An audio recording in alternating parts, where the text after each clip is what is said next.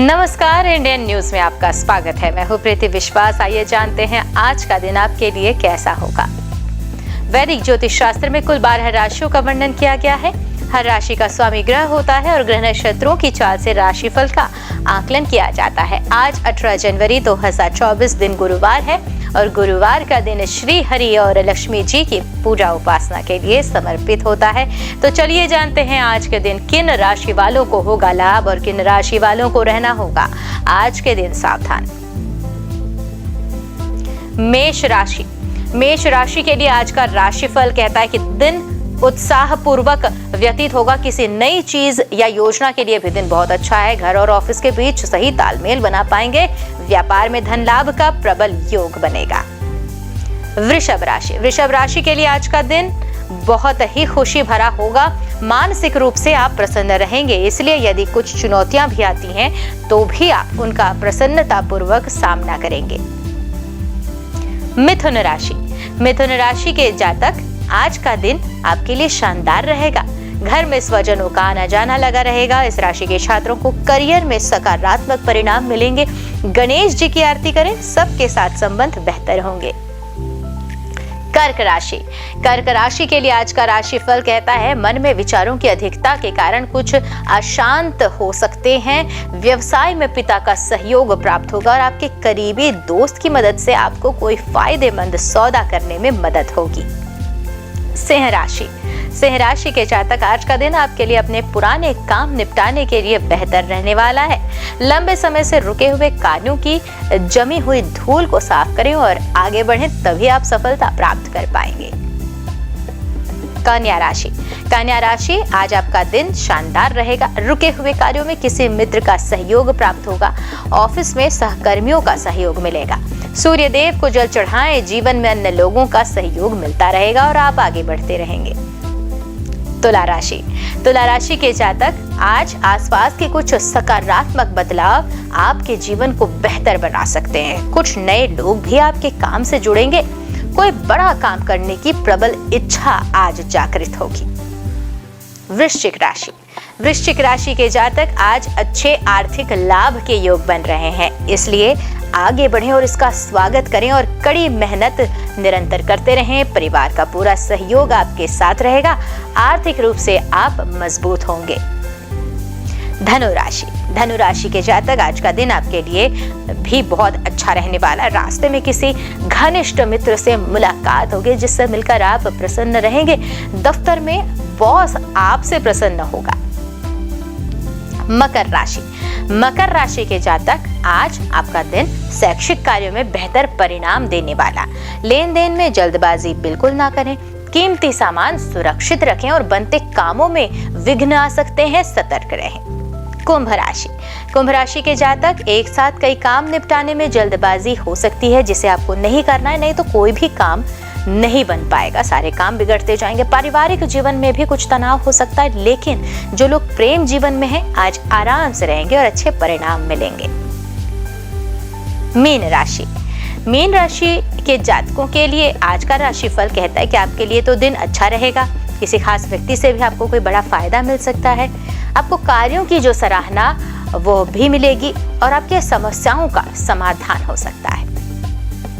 ज्योतिष शास्त्र की एक शाखा अंक शास्त्र के जरिए बिना जन्म कुंडली के भी भूत भविष्य और वर्तमान जाना जा सकता है। गणित के अंकों से आप जान सकते हैं कि आपका आने वाला समय कैसा होगा, आपका जीवन कैसा होगा, किस बात से आपकी बनेगी और किस लोगों से आपको सावधान रहना है, दूरी बनाए रखने। साथ ही आप और भी बहुत कुछ जान सकते हैं अंक शास्त्र से। चलिए आज जानते हैं कि आपका आने वाला भाग्य आने वाला जो दिन है वो कैसा भाग्य लेकर आ रहा है। मूलांक एक के जातक आज दिन जो है वो ऊर्जा से भरा रहेगा। दोस्त के सहयोग से भी कुछ दिनों से जो रुके हुए कार्य हैं वो पूरा कर पाने में आप सफल रहेंगे। वाहन सुख की प्राप्ति हो सकती है। उपाय करें, गायत्री मंत्र का जाप करें। मूलांक दो के जातक आज धन की स्थिति को लेकर कुछ परेशानियां आ सकती हैं। पिछले दिनों से चल रही जो स्वास्थ्य की समस्याएं हैं वो हालांकि आज दूर होंगी। उपाय भी करें, रात्रि में दूध का सेवन ना करें। मूलांक तीन के जातक आज उच्च शिक्षा के लिए यानी हायर स्टडीज के लिए आप आवेदन करेंगे, एप्लीकेशन दे सकते हैं। छोटी व्यवसायिक यात्रा में भी पैसा व्यय करना पड़ सकता है। उपाय करें, पीपल के वृक्ष की सेवा करें। मूलांक 4। मूलांक 4 के जातक आज व्यापार में अचानक लाभ मिलेगा। घरेलू समस्या तनाव में बदल सकती है, तब्दील हो सकती है, सतर्कता रखें। उपाय भी करें, जौ जल में प्रवाहित करें। मूलांक 5। मूलांक 5 के जातक आज धन को लेकर जो है वो योजना बनेगी। वाणी में संयम रखने की जरूरत है। बहन से मतभेद होने के संकेत हैं। अविवाहित व्यक्तियों के लिए तो विवाह का प्रस्ताव आ सकता है। उपाय भी करें, साबुत मूंग जल में प्रवाहित करें। मूलांक 6। मूलांक 6 के जातक आज के लिए आपका जो अंक राशि कहती है कि अनावश्यक खरीदारी से बचना है। आलस्य के कारण किसी भी कार्य में मन नहीं लगेगा। शाम को किसी सामाजिक सम्मेलन में सम्मिलित होने का अवसर मिलेगा। उपाय करें, इत्र लगाएं। मूलांक 7। मूलांक 7 के जातक आज छोटी सी बात को लेकर भी पति पत्नी के बीच मतभेद शुरू हो सकते हैं। पीठ में दर्द की शिकायत सता सकती है। इन सभी से छुटकारा पाने के लिए उपाय करें, कुत्तों की सेवा करें। मूलांक 8।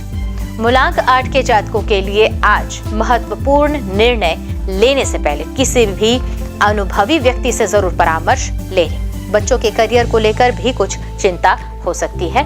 उपाय करें, शनि चालीसा का पाठ करें। मूलांक 9।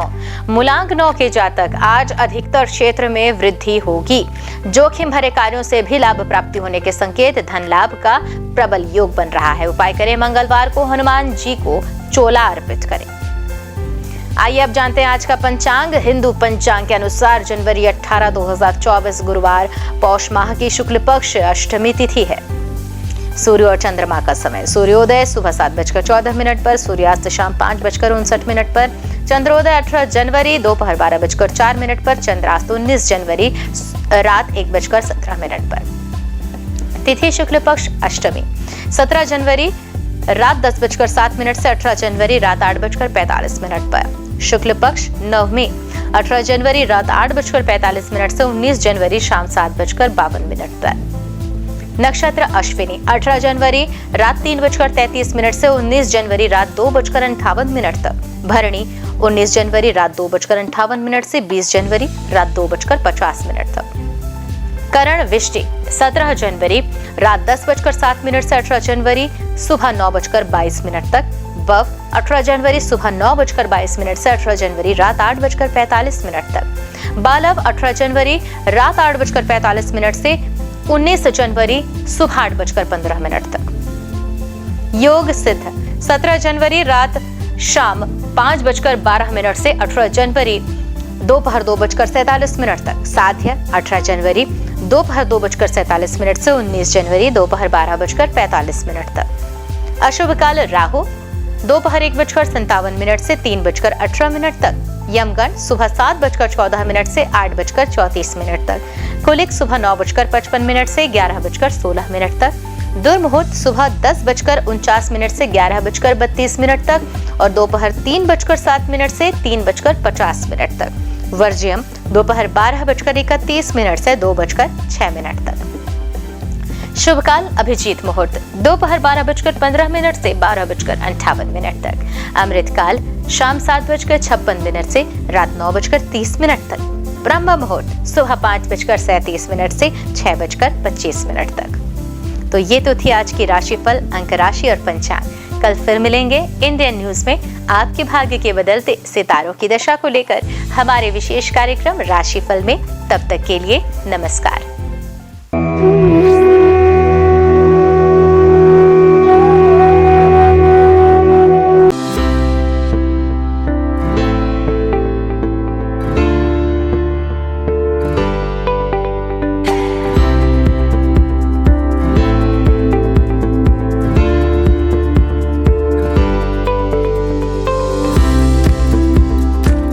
गुरु ब्रह्मा गुरु विष्णु गुरुदेवो महेश्वरा, गुरु साक्षात परम ब्रह्मा तस्मै श्री गुरुवे नमः। नमस्कार, मैं दीपांजलि, इंडियन न्यूज में आप सभी का स्वागत है। गुरुवार का दिन देवताओं के गुरु श्री हरि विष्णु को अर्पित है।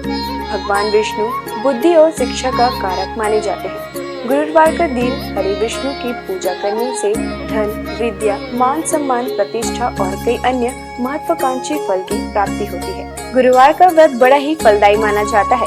इस दिन भगवान विष्णु की पूजा अर्चना और व्रत रखने से भगवान प्रसन्न होते हैं और भक्तों पर कृपा बरसाते हैं। गुरुवार के दिन व्रत रखने और कथा सुनने से घर परिवार में सुख समृद्धि बनी रहती है।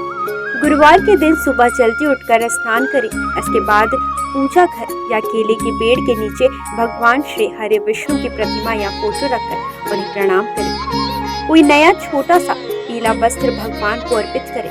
भगवान विष्णु का तिलक गुरुवार के दिन केसर से करें। बृहस्पति देव को पीला रंग अत्यंत प्रिय है। गुरुवार के दिन पीला चावल, पीली मिठाई या भोग लगाना शुभ होता है। हाथ में चावल और पवित्र जल लेकर व्रत का संकल्प लें। एक लोटे में पानी और हल्दी डालकर पूजा के स्थान पर रखें। भगवान को गुड़ और धूली चने की दाल का भोग लगाएं। भगवान को प्रणाम करें और हल्दी वाली पानी को केला या किसी अन्य पेड़ के जड़ों पर डाल दें। अगर आप पहली बार गुरुवार का व्रत रखने जा रहे हैं तो आप उस गुरुवार का चयन करें जिस दिन पुष्य नक्षत्र हो।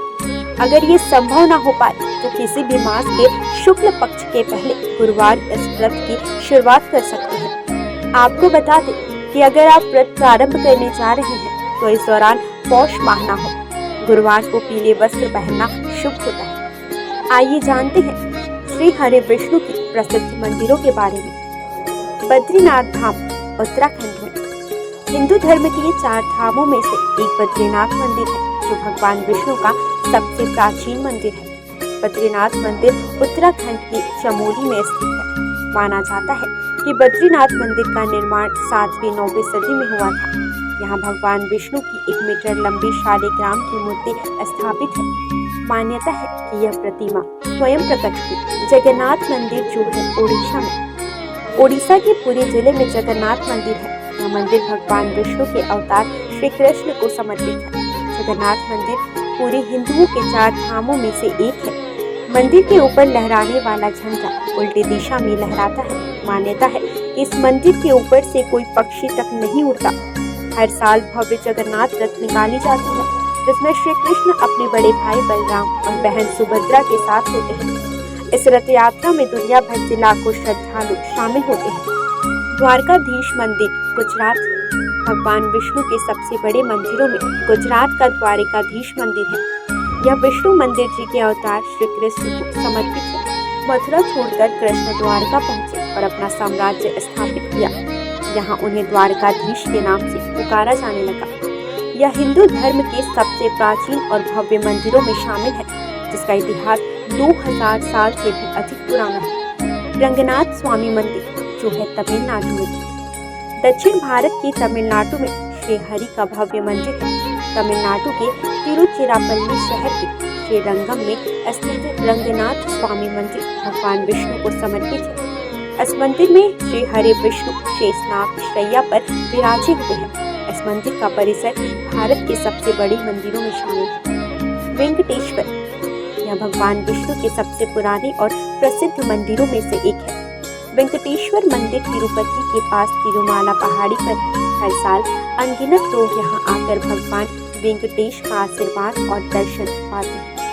विट्ठल रुक्मिणी यह वैष्णव मंदिर महाराष्ट्र के पंढरपुर में है। विट्ठल रुक्मिणी भगवान विष्णु के विठोबा को समर्पित है।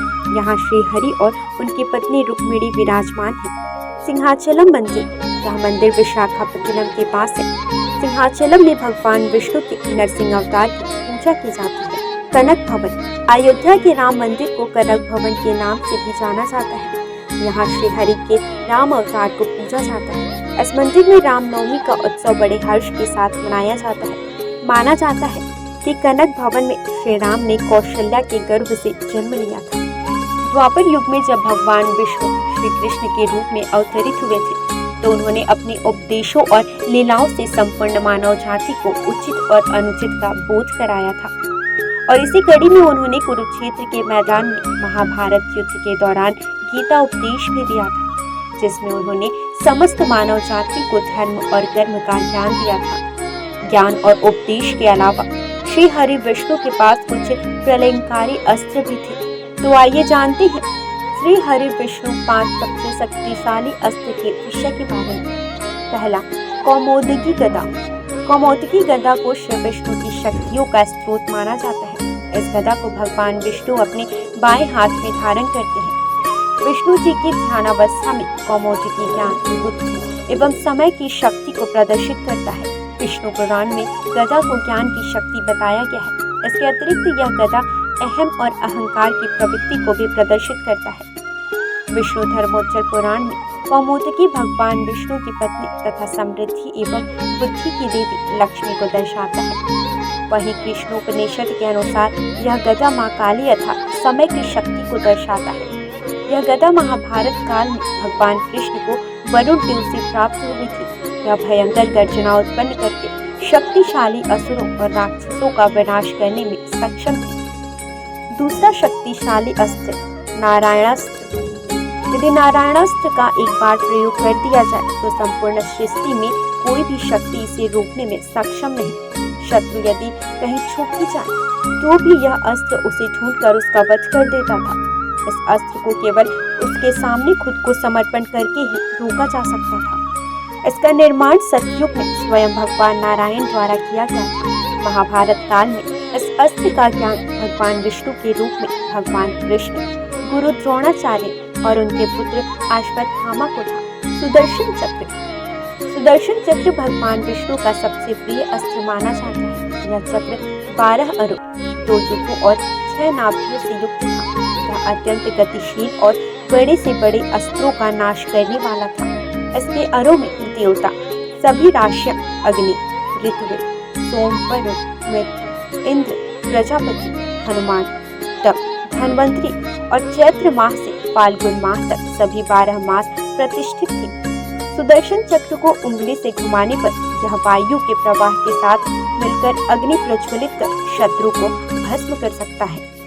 चांदी से निर्मित यह दिखने में बहुत आकर्षण और तुरंत संचालित होने वाला विध्वंसक अस्त्र है। आइए अब जानते हैं श्री हरि विष्णु के कुछ विशेष अवतारों के नाम।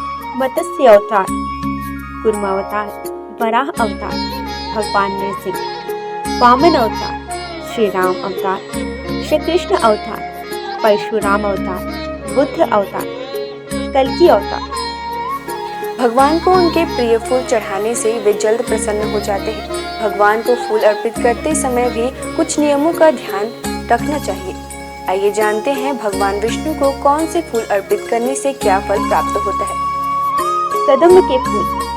धार्मिक ग्रंथों के अनुसार भगवान विष्णु को कदम के फूल सबसे प्रिय है। श्री हरि को कदम के पुष्प अर्पित करने से वे जल्दी प्रसन्न हो जाते हैं। भगवान का पूजन इन पुष्पों से करने पर व्यक्ति को मृत्यु के बाद यमराज के कष्टों का सामना नहीं करना पड़ता। इसके साथ ही विष्णु भगवान अपने भक्तों की कामनाएं पूरी करते हैं। गुलाब का फूल। गुलाब के फूल से विष्णु जी की पूजा करने पर श्री हरि के साथ साथ माता लक्ष्मी की भी कृपा हमें प्राप्त होती है। वहीं सफेद और लाल कनेर के फूलों से पूजन करने पर भी भगवान शीघ्र प्रसन्न हो जाते हैं। इसके साथ ही अगस्त्य पुष्प से नारायण का पूजन करना भी शुभ माना जाता है। तुलसी के पत्ते। श्री हरि को रोजाना तुलसी पत्र अर्पित करना शुभ होता है। इसके साथ ही इस बात का भी ध्यान रखें कि रविवार और एकादशी के दिन कभी भी तुलसी के पत्ते ना तोड़ें। इसके अलावा एकादशी के दिन शमी पत्र से पूजन करने पर यमराज के भयानक मार्ग को सुगमता से पार कर लेते हैं। पीले और लाल कमल के पुष्पों से भगवान विष्णु जी की पूजा करने से श्वेत दीप में स्थान मिलता है। चंपक पुष्प से विष्णु जी की पूजा करने वाले लोगों को जीवन मृत्यु के चक्र से मुक्ति दिलाता है। पौराणिक कथा के अनुसार तुलसी भी भगवान विष्णु को लक्ष्मी के समान ही प्रिय है और इसलिए उसे विष्णु प्रिया के रूप में मान्यता प्राप्त है। विष्णु का निवास क्षीर सागर है। श्री हरि विष्णु के 108 नामों का जाप करना शुभ होता है। इनके जाप से आपके जीवन की समस्याएं दूर होने लगती है। रोजाना नामों के जाप से आपके जीवन में सुख शांति बनी रहेगी। इसके साथ ही आपके परिवार में धन की कमी नहीं होगी। आइए जानते हैं 108 नामों में से कुछ विशेष नामों को और उनके अर्थ। नारायण अर्थात ईश्वर अर्थात परमात्मा। विष्णु हर जगह विराजमान करने वाला, वशटकार यज्ञ से प्रसन्न होने वाला। भूत भव्य भवत प्रभु अर्थात भूत, वर्तमान और भविष्य के स्वामी। भूतकृत सभी प्राणियों के रचयिता। भूतभृत सभी प्राणियों का पोषण करने वाले। भाव अर्थात संपूर्ण अस्तित्व वाले। भूतात्मा अर्थात ब्रह्मांड के सभी प्राणियों की आत्मा में वास करने वाले। भूत भावन अर्थात ब्रह्मांड के सभी प्राणियों का पोषण करने वाले। हुतात्मा शुद्ध छवि वाले प्रभु परमात्मा। श्रेष्ठ आत्मा अव्यय अर्थात हमेशा एक रहने वाले। पुरुष हर जन्म में वास करने वाले। साक्षी अर्थात ब्रह्मांड की सभी घटनाओं के साक्षी। क्षेत्रज्ञ अर्थात क्षेत्र के ज्ञाता। गरुड़ ध्वज गरुड़ पर सवार होने वाले। योग श्रेष्ठ योगी। योगा बिंदा नेता अर्थात सभी योगियों का स्वामी। प्रधान पुरुष ईश्वर अर्थात प्रकृति और प्राणियों के भगवान। श्रीमान अर्थात देवी लक्ष्मी के साथ रहने वाले। केशव अर्थात सुंदर बाल वाले। पुरुषोत्तम श्रेष्ठ पुरुष। सर्व अर्थात संपूर्ण या जिसमें सब चीजें समाहित हो। शर्व बाण में सब कुछ नाश करने वाले। शिव अर्थात सदैव शुद्ध रहने वाले। स्थाणु अर्थात स्थित रहने वाले। भूतादि सभी को जीवन देने वाले। निधिर्व्यय अर्थात अमूल्य धन के समान। संभव सभी घटनाओं में स्वामी। भावन भक्तों को सब कुछ देने वाले। भर्ता संपूर्ण ब्रह्मांड के संचालक। प्रभु सभी चीजों में उपस्थित होने वाले। प्रभु सर्वशक्तिमान प्रभु ईश्वर पूरे ब्रह्मांड पर अधिपति। स्वयंभू स्वयं प्रकट होने वाले। शंभु खुशियां देने वाले। जगन्नाथ अर्थात जग के नाथ। पुष्कराक्ष अर्थात कमल जैसे नयन वाले। आज बस इतना ही। कल हम आपसे फिर मिलेंगे सप्ताह के 7 दिन पूजे जाने वाले देवी देवताओं की पूजा विधि के साथ। देखते रहिए इंडियन न्यूज़।